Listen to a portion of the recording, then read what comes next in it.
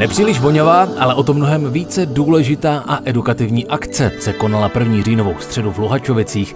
Za Alfamarketem totiž zastavil popelářský vůz, který před zraky dětí ze základní a mateřské školy vysypal svůj obsah přímo na parkoviště.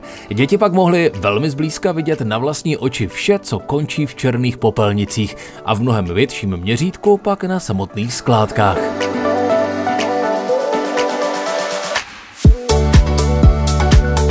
A v rámci toho dnešního programu tady máme i rozbor směsného komunálního odpadu. Je to vlastně něco jako vědecký výzkum, je to rozbor toho komunálního odpadu z černých kontejnerů, kde zjišťujeme, kolik toho procent jednotlivých složek by se ještě dalo využít. Plastu, papíru, skla, gastro, bioodpad a dalších věcí. A máme zkušenost z let minulých i z toho současného roku, že přes 50% těch věcí má ještě potenciál dalšího využití.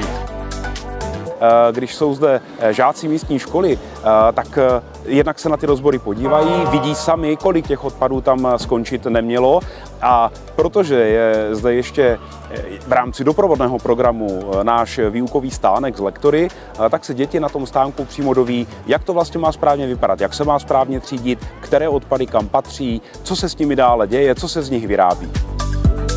Luhačovice patří v třídění odpadů mezi ty vůbec nejlepší. Dokazuje to i první místo v soutěži o keramickou popelnici. Jsem hrozně rád, že se podařilo finanční výhru za třídění našich občanů využít na tuto smysluplnou akci, kde nejenom dětem, které se tady teď nachází, ale i široké veřejnosti můžeme ukázat, kde ještě máme rezervy a kde nám vlastně utíkají peníze obecně ve třídění, protože třídění do budoucna a odpadové hospodářství bude jedno z nejdůležitějších témat. Děti, ale i ostatní návštěvníci, kteří na parkoviště za Alfamarketem dorazili, se o třídění a nakládání s odpady dozvěděli opravdu hodně. Mimo jiné i to, že co netřídíme a vyhodíme do černých popelnic, končí nenávratně přímo na skládce, a to bez možnosti dalšího využití.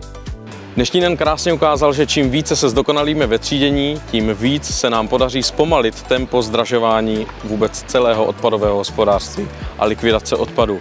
Má to smysl nejenom pro naše peněženky, ale především pro naši krásnou přírodu.